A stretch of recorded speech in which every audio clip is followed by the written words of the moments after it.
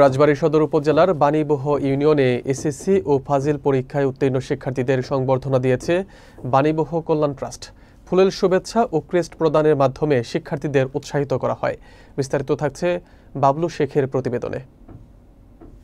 10 September বাণীবহ কল্যাণ ট্রাস্টের উদ্যোগে ব্রিজাত্রা ফাজিল degree মাদ্রাসা ও আর্তা পুনিয়া উচ্চ বিদ্যালয়ের 2025 সালের এসএসসি ও ফাজিল পরীক্ষায় উত্তীর্ণ শিক্ষার্থীদের সংবর্ধনা অনুষ্ঠিত হয়। আর্দা পুনিয়া উচ্চ বিদ্যালয়ের অডিটোরিয়ামে আয়োজিত এই অনুষ্ঠানে শিক্ষার্থীদের ফুল দিয়ে শুভেচ্ছা জানানো হয় এবং দিক নির্দেশনামূলক আলোচনা সভার আয়োজন করা হয়। এই সময় জিপিএ 5 প্রাপ্ত 4 জন সহ উত্তীর্ণ শিক্ষার্থীদের হাতে বাণীবহ কল্যাণ ট্রাস্টের পক্ষ থেকে ক্রেস্ট তুলে দেওয়া হয়। বিদ্যালয়ের প্রধান শিক্ষক উত্তম কুমার দাসের সভাপতিত্বে অনুষ্ঠানে প্রধান অতিথি হিসেবে উপস্থিত ছিলেন ব্রিজাত্রা ফাজিল ডিগ্রি মাদ্রাসার ভাইস প্রিন্সিপাল মাওলানা আব্দুল হাই জোয়ারদার।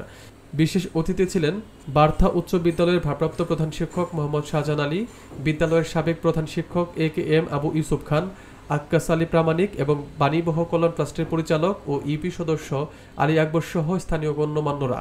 সংবর্ধনা অনুষ্ঠানে বক্তারা শিক্ষার্থীদের সাফল্যের জন্য অভিনন্দন জানান এবং তাদেরকে ভবিষ্যৎ জীবনে সৎ, দক্ষ ও আদর্শবান নাগরিক হিসেবে গড়ে ওঠার আহ্বান জানান।